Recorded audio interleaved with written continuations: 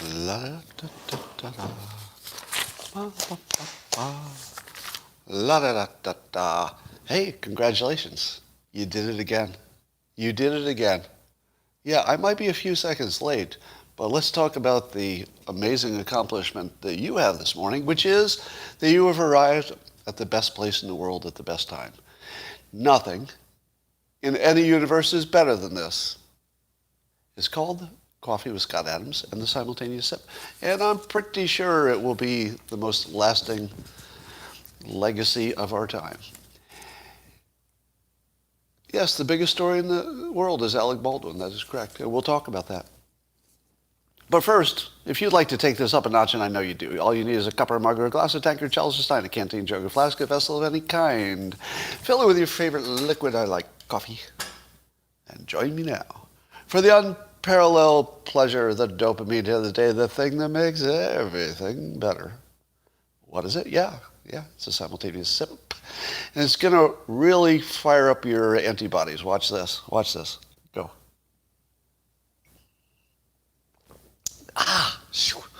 Whoa. My antibodies just heated up so much there for a moment. It was almost like a flash burn.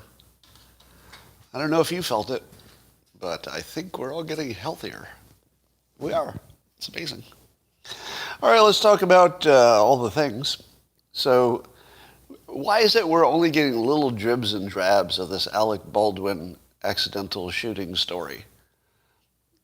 It's kind of interesting to watch how the information is going to be managed. For example, today we learned that Alec Baldwin had recently been concerned about firing off a blank on the set in a different incident because there was a child nearby. So we have now learned through this very interesting strategic new information that Alec Baldwin is not only concerned about firearms safety. In a different incident, he made sure that a young child was nowhere near the weapon. So that's the kind of guy he is. So we know that. Number two, he was apparently practicing drawing the gun. I guess he was doing a cross draw, where you reach across yourself to the opposite side for the holster to bring it out. And he was apparently doing a practice of that while in a church pew or something, allegedly. Now here's what's missing in the story. The trigger part. If I did a story about an accidental firing in which somebody had drawn a gun from a holster, even a gun that is not a real gun, well, one of my top questions would be, right at the top, maybe the number one question, was your finger on the trigger? Yeah, the question about is the safety on, that's a good one too. But was his finger on the trigger when he was practicing? Isn't that really, really important? Well, I don't know if checking the gun to see if it's empty makes sense if you've got squibs in there. Because isn't the whole point of the squib to make it look like the gun has real bullets? Because it's a revolver, right? So I think that they have to put the fake bullets in there to make it look like a real gun. Single action revolver, yeah. Are there safeties on revolvers? Somebody asks. Somebody who's a gun expert can tell us. Somebody says no safeties on revolvers. Other people say revolvers generally have safeties. Now it could have been, a period piece gun, so who knows if that had a safety. I would think so. Do they make guns without safeties? And how long have they not done that? They do not have safeties, somebody says. I think the people saying do not are probably more right. If I had to guess, I don't think I've ever owned a revolver. No safety on my revolver. Okay, so we have people who have revolvers who say they don't have safeties. All right, that question is asked and answered.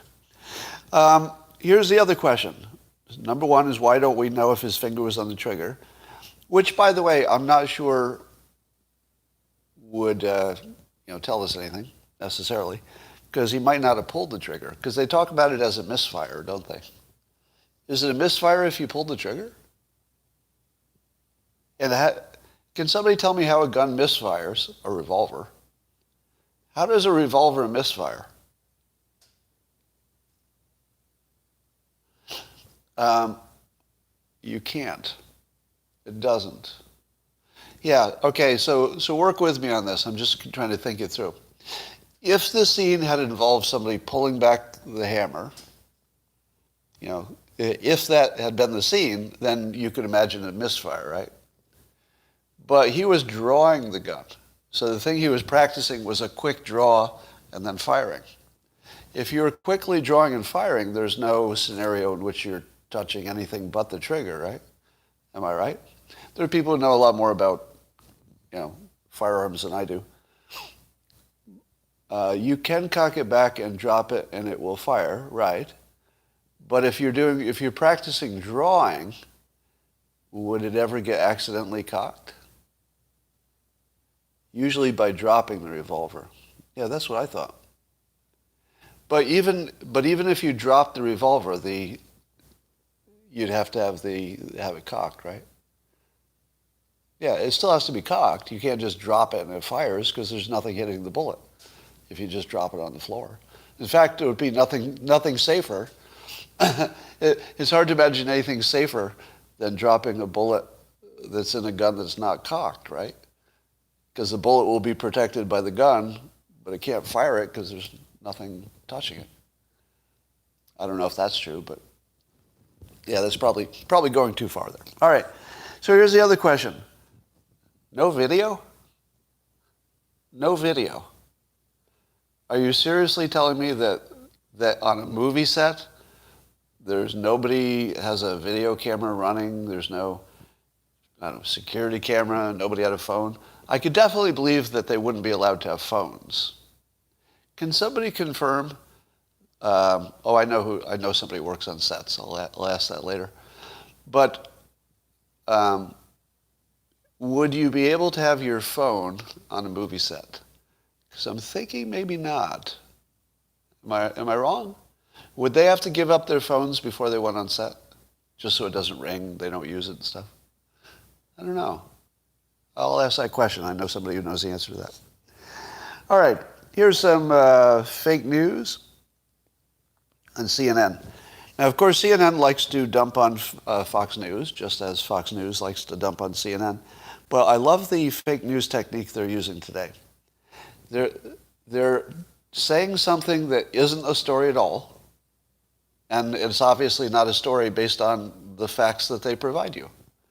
So they're going to tell you something that's nothing, but they're going to put it in a frame as if it's something.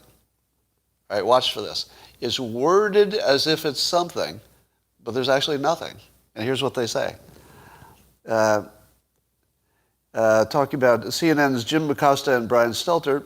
Now, this is just a headline for a video on CNN. It's their own video. CNN's Jim Acosta and Brian Stelter discuss Fox News host Neil Cavuto speaking out in support of COVID-19 vaccines, despite others on the network, others on Fox, doubling down on their criticism of vaccine mandates. Gotcha. Oh, wow. It looks like CNN really got Fox News on this one, because here you have Neil Cavuto suggesting that people should get vaccinated. At the same time, the other hosts are speaking out about the mandate. So, gotcha. Except those are different topics. It's not the same topic at all. Secondly, have you seen anybody on Fox News, a host, have you seen any host of Fox News suggest you should not get vaccinated? As far as I know, they're all vaccinated, right? So the news, as far as I can tell, is that everybody on Fox News agrees with each other.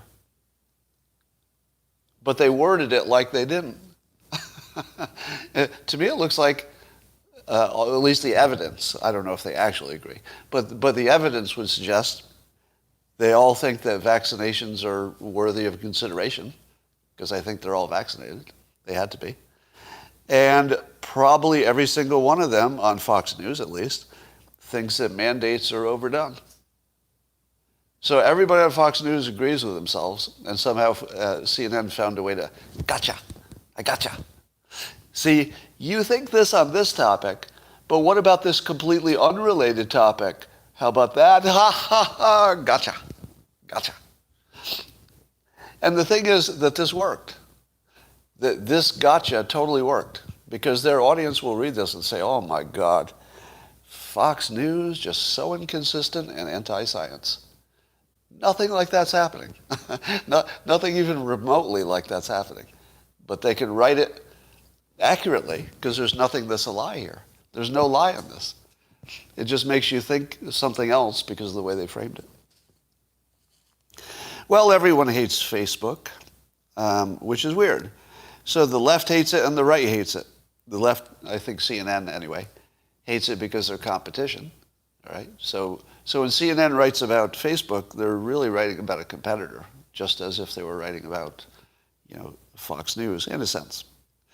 But CNN has an article today in which the theme of it, if I can pull out the essence, is that Facebook didn't do enough to stop the January 6th thing. In other words, CNN is angry at Facebook for not censoring enough. They under-censored, according to CNN. And if Facebook had done their job to destroy free speech, completely, free speech within the context of a private company, or a public company, actually. But let me turn off my alerts here. So, what do you think of that? Is that chilling? It feels a little chilling that CNN is mocking Facebook for not censoring enough. Now, of course, their purpose for wanting it to be censored is that not censoring it would cause unrest and violence. I don't want to live in a world where they can stop unrest and violence. Do you? Do you want to live in a world where Facebook can decide when to stop the unrest and the violence? Isn't unrest and violence the only thing that keeps this country together? Or the risk of it, right? Because if the government screws with us too hard, there's going to be some unrest and some violence, right? That's our promise to the government. Our promise to you, government, is if you go too far, there's going to be some unrest, there's going to be some violence, and guess what? We'll probably do some planning. Might even use an online platform to do it. So, do you want to live in a world, CNN's world, where Facebook can squash a protest because they don't like it, they don't agree with it? Not me. So you've got the right hating Facebook for censoring too much, the left for hating them for censoring too little. Maybe it's just right. I have to admit, when I read the whistleblower, documents that came out about Facebook, and I hear their conversations, they don't sound that crazy to me, because it looked like they were definitely picking their shots. It didn't look like they were just saying right-wing stuff, get out of here, left-wing stuff, you're okay. It didn't look like that. It looked like they were trying to do a responsible job, but everybody's got a different agreement or a different opinion of what a responsible job would look like. It didn't look to me like the Facebook employees, at least all of them, it didn't look to me like they were some, horrible entity trying to just get their way or something. It looked like they actually had a respect for free speech. I thought I saw that. Now, how you interpret, what is going too far and what is yelling fire in a movie theater versus what is free speech, it's pretty subjective. But I didn't see any lack of respect for free speech. But certainly we have to be pretty worried about what the big platforms do to free speech, as it were. Yes, I know it's only the government, blah, blah, blah, who has free speech, blah, blah, blah, blah, blah, pedantic. You don't have to tell me that. The theater has to be crowded. I guess so.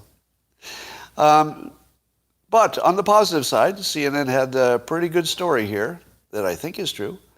Apparently they did some investigation, and CNN found that a lot of doctors are unaware that monoclonal antibodies can be used for early cases of COVID.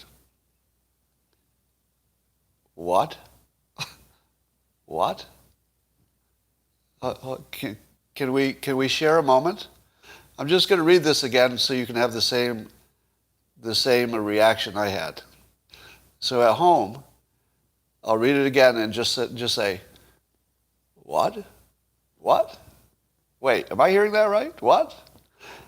Many doctors were not aware that COVID has an early treatment that really, really works well, and it's available, and it's approved. And it's the monoclonal antibodies. Regeneron, right? Now, I knew it, and Ron DeSantis knows it, because he's putting up all these Regeneron places in Florida. How many of you knew that monoclonal antibodies was a thing for people with early COVID? In the comments, tell me how many of you knew it, because I think it's all of you. Look at the comments.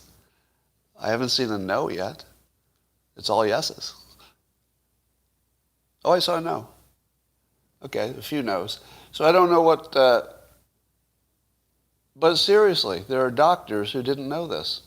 And there's, anecdotal story here of one doctor who said there's nothing you can do, go home. But the patient thought maybe there's something I can do and found out monoclonal antibodies would help. Wow. So every time somebody tells you, well, talk to your doctor, or, hey, my doctor recommended this, how do you feel now? How do you feel now knowing that you and your doctor worked it out? Hey, this is between me and my doctor. Was that your theory? It's between you and your doctor. But your doctor might be a dumbass. Might be. You might have a dumbass doctor. So maybe it'd be better if the government just told your doctor what to do. I'm not recommending that. I'm not recommending that. You don't want the government to have too much control. But if you're sure that your doctor can do a better job than, say, a standard that just requires them to act a certain way, I don't know. Sort of would depend on the standard, wouldn't it? So, with your permission, I'm going to cause some trouble. And some of you aren't going to like it, okay? So this will be a little difficult for some of you. And if you want to leave because this isn't comfortable to you, I would understand. So I won't take it personally, all right? But I think there's going to be something useful for you in here. Now, I don't think there's a better skill you could learn than identifying cognitive dissonance in the wild. And some of you think you're good at it, but you're getting a lot of big stuff wrong. And I'm going to give you some examples because it happened today, and I want to show you exactly how to identify it because it's such a... Thank you, Cassandra. We're going to do this because I think it's really useful for you to see how it works. Here's the topic. The topic was ivermectin, and on Twitter, Adam Baldwin, actor, not Alec Baldwin, but Adam Baldwin, challenged me by saying, what about the India experience with ivermectin?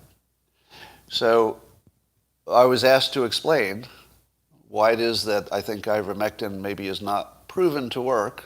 I'm not saying it doesn't work. I'm not saying it works. I'm saying as far as I know, it's not proven to work yet. Maybe later. But as far as I know, not proven to work. And so I've been challenged by many people to explain India. Okay? Well, sure. If you say it doesn't work, can you explain why it's working great in one region in India? It's working great. How do you explain that? Here's how I explained it. I went to Google, and I Googled it, And one of the top search results was from India Today.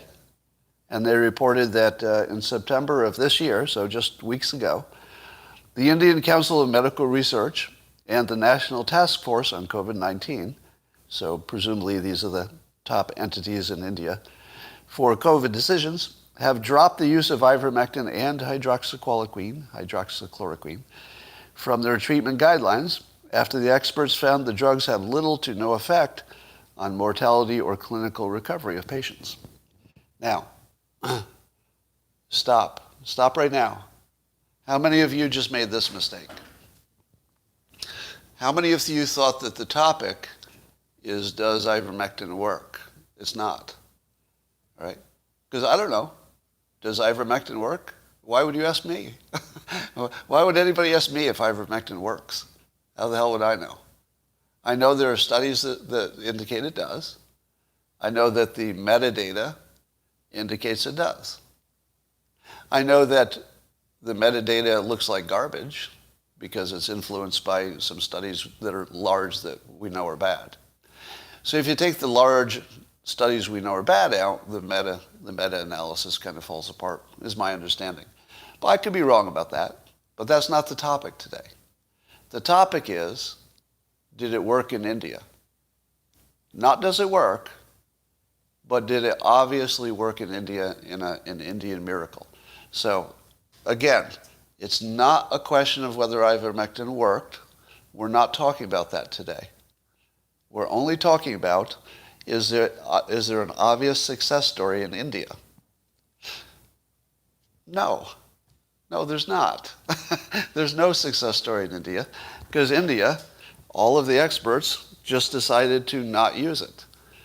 Do you think that India has a region in which it's wildly successful, but the Indian Council of Medical Research and the National Task Force on COVID, the top entities in India, were unaware that the pandemic has been solved in India?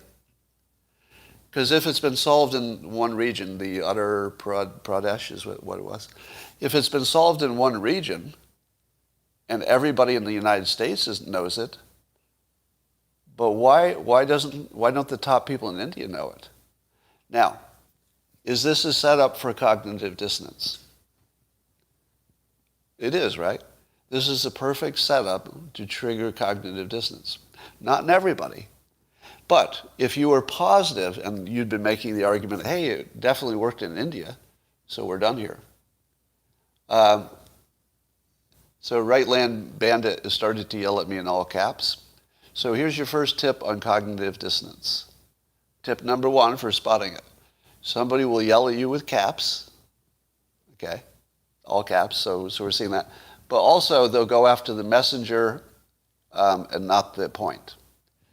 So here's a pushback from Right-Lane Bandit, all in caps. Scott quote, never trust experts, but also Scott quote, you are debunked, the experts agree with me. Is that really a response to this question? No. It's a comment about me in general, and have I agreed with the experts? No. Do you see me agreeing with any experts here? No, I'm reporting what the experts said. I'm telling you, I don't know if it works or not. I'm just telling you what they said. And you have to explain, if you believe that India has this giant success with ivermectin, you have to explain why all of the experts in India don't know it, but you know it. Why is that? So let me give you a Gelman amnesia when it comes to experts. Now, how many of you are hallucinating right now that I'm siding with the experts? Anybody? Who's having that hallucination right now? Because I'm not. I'm not siding with them and I'm not disagreeing with them. How many think I'm siding with them? Even though I just said I'm not siding with or disagreeing with them. Right? So that's another way to determine that you're in cognitive dissonance. If you can't keep on the topic. The moving of the goalposts is sometimes just somebody being a weasel and they lost their argument, so they're trying to win. But lots of times it's cognitive dissonance, and people don't know they moved move the goalposts. So if you get proven wrong, one thing you'll do is imagine you were in a different conversation. So you'll actually get to watch that in real time. You're going to see people who are arguing a different point than I am, and that's probably cognitive dissonance, but it could be just bad, listening. All right, now, some of you are saying, but Scott, look at my graph. I'll forward it to you. Look at all these studies on ivermectin. I'm not on that topic.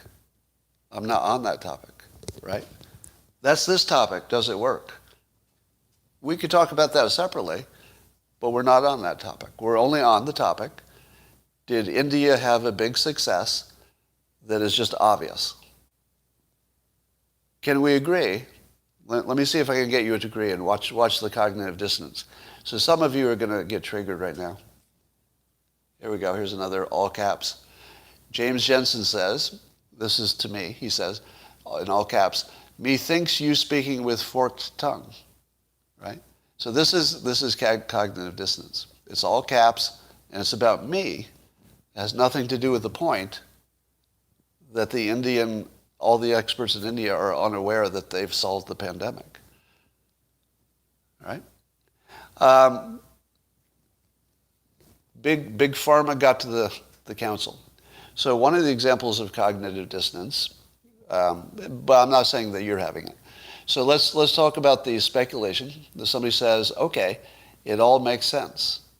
It makes sense that India completely solved their pandemic in one region, and yet, because the bribes were so successful, 100% of Indian doctors have been bribed, the ones who are close enough to know what they're talking about in this topic. So 100% of them have been bribed. Do you know why it's 100% of them? How do you know that 100% of them have been bribed? And we're talking about a lot of people, right? Hundreds maybe? How do you know that 100% of them have been bribed? Because any Indian doctor who knew that they were going in the wrong direction could open an anonymous account on Twitter and tell you.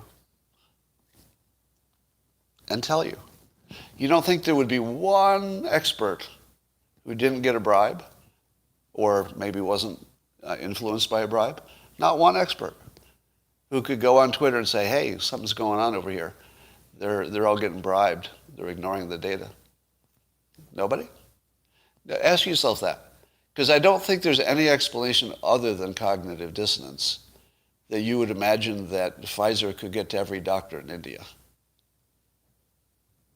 I mean, really? Not every doctor in India, but every doctor who's involved in the, in the decision. Now, remember, the doctors, any doctor who wanted to be a whistleblower could have it both ways. They could say in public, oh, I totally agree with my government, even if they didn't. Let's say they wanted to keep their job. Oh, yeah, I totally agree with my government. Absolutely. Whatever the government says, and I'm going to keep my job. They can still go on Twitter, open up an anonymous account, as a number of doctors who follow me have done, right? There are a number of American doctors who follow me with anonymous accounts. I'm pretty sure they're really doctors, the way they talk. But, well, if you don't have even one, I would say there's not really much chance in the real world that India thinks it worked. Right? Here we go. Here's another cognitive dissonance. Some of these are really interesting. So this is from Angry Mall Babies. Trust cartoonists. Now, assuming that's sarcastic, that's a comment about my credentials. Are my credentials in any way relevant to the fact that India just said don't use ivermectin? How are my credentials relevant to that? I'm just telling you what the news says. I haven't added anything. I've added nothing. It wouldn't matter what my job was. I just read the story. That's all I did. Now here's some, we're getting some pushback. All right. There are studies showing ivermectin is effective if, okay, you're in cognitive dissonance, or you've consciously decided that you're in a different topic. All right? So everybody talking about the question of whether ivermectin works or doesn't work, you're either in cognitive dissonance or you have willingly decided to talk about a different topic. We're not on that topic. We're only on the topic of whether India is aware that one region has this amazing success, and obviously they're not. They're not aware. Why? Why not? All right.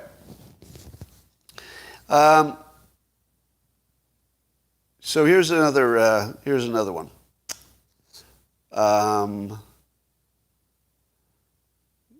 Here's Michael on Twitter says to me about this topic. He says, Scott, I'm curious why on certain topics you openly convey distrust in government, but when it comes to COVID, you implicitly trust every word they say. Is that comment cognitive dissonance? Let me read it again. Scott, I'm curious why on certain topics you openly convey distrust in government, but when it comes to COVID, you implicitly trust every word they say. Now, does he know who he's talking to? Suppose somebody gave you a quiz and they said, all right, you have to pick one person on the planet Earth, on the whole planet, any country of the planet Earth, who is the least trusting of large organizations. Name one person on Earth who's famous for being the least trusting of organizations over the past 30 years. Now, somebody said Alex Jones, very, very good. Alex Jones, I think he's kind of new on this beat. I don't know what he was doing 30 years ago, but I was questioning all but large organizations 30 years ago. And I might be one of the most famous skeptics of anything that comes out of a large organization. Almost everything I talk about is how you can't trust the government. Now, sometimes you have to choose. I mean, you got to make a decision, so you're going to guess one way or the other. So I guessed on vaccinations. Do you think I trusted the government? Hell no. Who trusts the government? Really? Who trusts the government? So anybody who imagines that, of all people, the most, I'd say, top 10, one of the most famous skeptics of all large organization decisions, this fellow imagined that I trust the government sometimes. How about never? I would never trust the government. I might make a decision to go along with it because maybe I don't have that many options and I just got to guess. But trusting them would be crazy. All right. So that's obvious cognitive dissonance.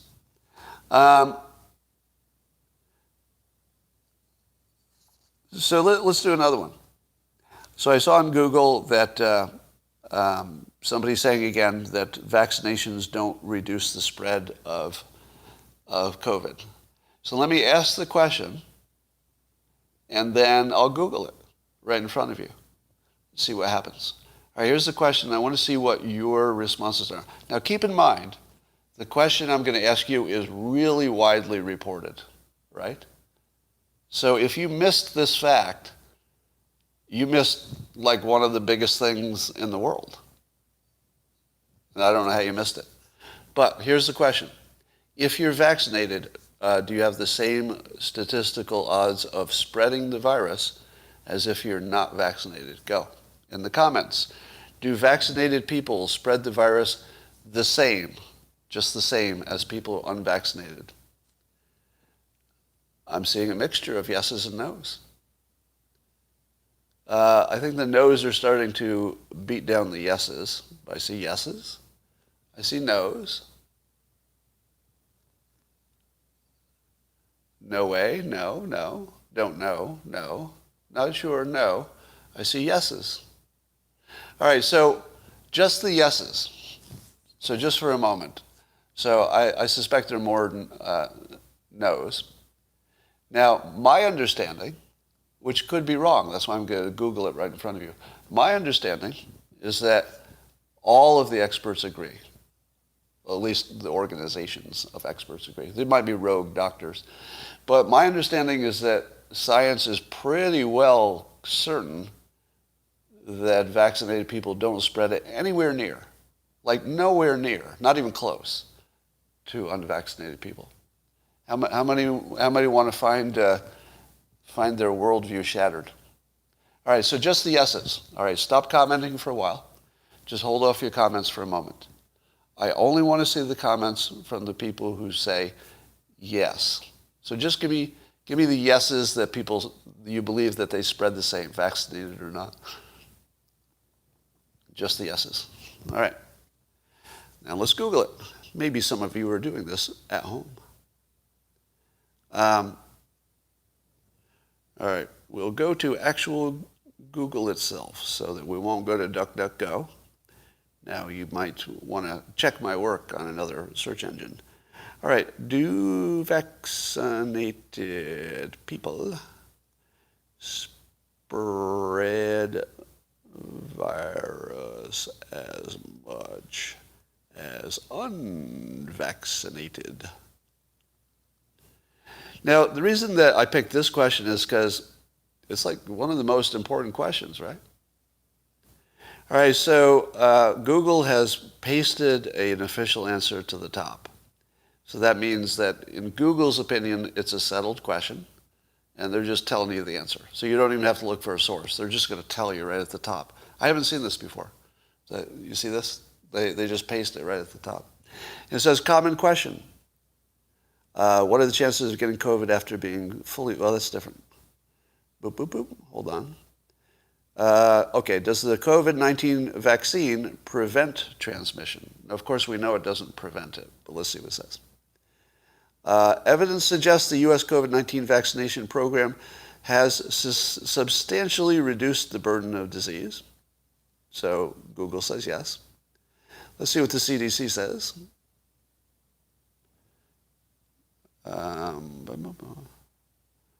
For some reason, that's not coming up. Oh, that was just the source. That was just the CDC. So it wasn't Google. It was saying, so according to the CDC, there's much less chance of spread. Okay? So now I looked it up. How many of you who thought it was the same would change your opinion if you knew that it's unanimously believed by the people in charge of this stuff? I'm seeing nopes. What is the nope about? People are just saying nope, nope. Suggests. Oh, let me... okay, I thought that would be enough to convince you, but let's say, do vaccinated people shed same viral load? All right. So the answer that I gave you was like a little off point, and I take your point on that. So here's the CDC. Common myths and facts. Oh, here, this is interesting. This might be the opposite of what you think. This is from the CDC. Doesn't mean it's right. Doesn't mean it's right, right? So we're not trusting the government automatically, right? I'm just telling you what they're saying. It says the vaccines can help prevent new variants. Do you believe that? Do you believe that a vaccine can prevent new variants? It's the first time I've actually seen it from the CDC. But I assumed that was true because... So you're not believing the CDC? That vaccines can help prevent new variants? Here's why I think it's probably true. I won't give this a guarantee, but here's why I think it's probably true. The more virus there is in the world, the more variants. Period. Period. There's no other analysis you need. The more virus in the world, the more variants. No expert disagrees with that. Do you believe me? The more virus, the more variants, and there's no exception. Nothing about the vaccines would change the fact that more virus means more infections. Now, do vaccines cause more or less virus? Far less. All right. So I know you're not convinced on that because I don't have an argument good enough, but because I think the only argument is that If variants are a statistical anomaly, then the more virus, the more variants.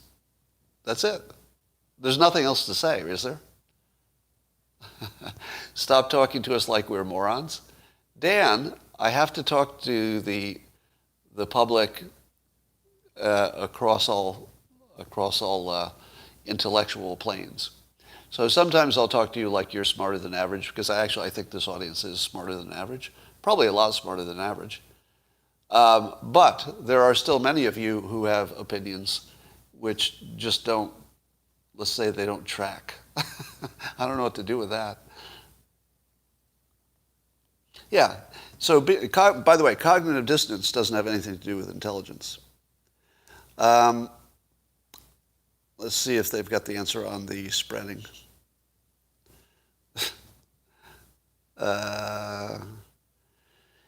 Similar violence in communities.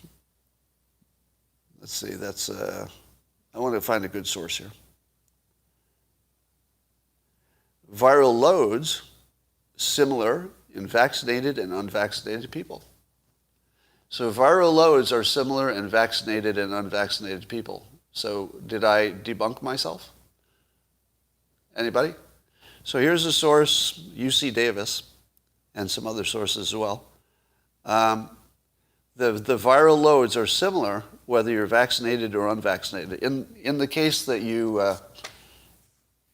so have I debunked myself? So does that prove that you can spread as much virus vaccinated or unvaccinated? Because you would have similar virus loads. No, it doesn't mean that. It doesn't mean that. Let's say you're vaccinated and I'm not. We have the same viral load. So what is the risk of vaccinated people spreading it versus unvaccinated? Well, in that case, it looks about similar, right? If you're vaccinated and I'm not vaccinated, and we walk into the same room, and we've got the same viral load, which one of us will spread it more? It's unknown. It probably has to do with our lung capacity, etc. But if we had the same viral load, on average, we would spread it about the same if we were, let's say, the same lung capacity, etc. Stayed there the same amount of time. Does everybody agree with that? If you're vaccinated or unvaccinated, if you have the same viral load, and then you go do the same things, probably, you spread it about the same. Everybody okay with that so far? Right? Now here's the second fact. I'm about 7 times more likely to have it in the first place if I'm unvaccinated. Is everybody on board with that fact? That to get it in the first place, it's about 7 times more likely you'll get it if you're unvaccinated. Yes? Yes or no? Fact check me on that. You can Google it while I'm talking. So it's like 7 or 11 times. I think it might be 11 maybe. But it's many times more likely. So we don't need the specific number. Does everybody agree that it's many times more likely you would get infected in the first place if you're unvaccinated? Anybody? All right. So now I'll do the same test. Remember, the first one was we both have the same viral load, vaccinated and unvaccinated. And we walk into the same room. Now here's your second setup. There's one person who's unvaccinated who walks into a room, and they've got a viral load. And there's nobody else in the room because the vaccinated person didn't get it. All right? Are you following the example? The first one was you're both infected and you both walk into the room with the same viral load. You probably spread it about the same. But since there are 7 times as many people who get it unvaccinated, you have a lot of rooms where only an unvaccinated person walks in the first place because there aren't enough vaccinated people to pair them with. If you tried to pair every vaccinated person with an unvaccinated person with the same viral load, you could do a few, but you would really quickly run out of vaccinated people who have that kind of viral load. And you would have plenty of unvaccinated people, 7 or 11 times more. So those people are walking into rooms all the time. The vaccinated people don't exist in numbers enough to match all the unvaccinated people. So, if you thought that because vaccinated and unvaccinated people can carry the same viral load, that vaccinations don't make any difference to spreading, you're ignoring the biggest fact of vaccinations, that it reduces the chance that you get it at all by, I don't know, 7 or 11 times. But a gigantic number, right? Gigantic number. Okay? Somebody, I'm saying false. Anybody who's yelling false, that's cognitive dissonance. Sorry. Sorry. Because you have room to say why. You could say your data's wrong, that fact is wrong, anything. The analysis is wrong, you compared the wrong thing, anything. Just say anything.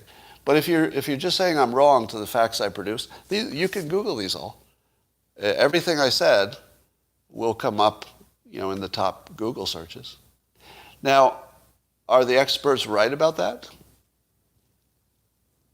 Are the experts right? I don't know. Can we trust all the experts? I don't know. I'm not saying you can trust them all the time. I'm saying that the argument that you can spread it just as much, vaccinated or not, is probably based on a misunderstanding. Probably.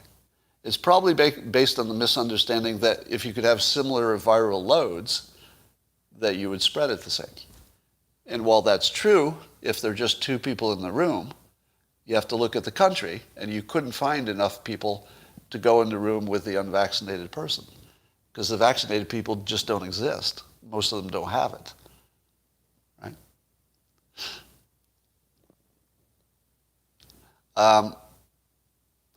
All right, how many of you?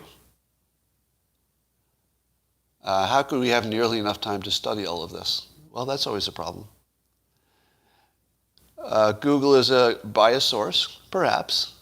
I mean, I'm not arguing that Google is biased, but they show lots of sources. If you can find, let me say this: find a credible source that disagrees with me, and then send it to me. Okay?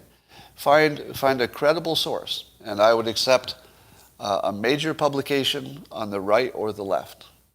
All right, a major publication. So a major publication would be anything on the right, from Fox News to Breitbart, major publications. On the left, whatever, CNN, anything else. But just find any major publication that disagrees with what I just said. I don't think you'll find one. Now, that doesn't mean they're right? Can everybody be wrong? Sure, it's happened. I'm just telling you what the evidence is. I can't tell you that it's accurate, right? That's not my job. And here's the other thing that people are blaming me for. A lot of people are saying that my views on all of this stuff are completely, biased by the fact that I got the vaccination and I want to be right. Meaning I want to be publicly right that my vaccination choice was correct. No, I don't. I want to be healthy. That's all I want. I want to be healthy. I don't need to be right. This program isn't even about being right. I mean, there are other programs that are, the host is just trying to be right all the time, but not this one. If I could be like spectacularly wrong about something really important that I really thought was right, and even especially if I've been talking about it, that excites me.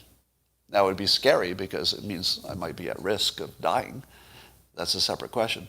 But no, I don't need to be right. And let me say as powerfully as I can that I don't know if I made the right decision. Do you? Let me ask, how many of you are positive you made not that you made the right risk calculation, because I think that's easier, but that you're actually, beyond just making the right risk management decision, that you're also right? How many of you are positive you're right, whichever way you went, vaccinated or unvaccinated? How many are positive you're right? I am. I'm seeing some people positive they're right. I am not. Look, yeah, I'm not going to talk about animal cruelty stuff. I just can't do that. All right, so here I respect everybody who says they're not sure. So if you said, I'm not going to get vaccinated and here's my reasons, but I'm not sure, it's just my best judgment, I have full respect for that. Full respect. You might be right, might be wrong, but I totally respect it. And likewise, if you say, I've decided to get vaccinated, it might be a bad decision, it might be a good one, but I had to make a decision, I completely respect that decision. The only people I don't respect are the people who are certain. Because you got some explaining to do if you're certain. If you're positive, you got a lot of explaining to do. Being not sure and getting the jab is the wrong decision? No, it isn't. No, it isn't. There's no logical reason to support what you just said. We're all uncertain. One way is better than the other, and we don't know. We really don't know. All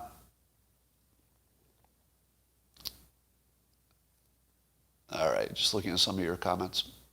The reason I dwelled on this a little bit is that the news is boring today. Is there any actual interesting news happening today that I missed? I was a little bit late. Oh, I got to run. I got to leave early today. Bye for now.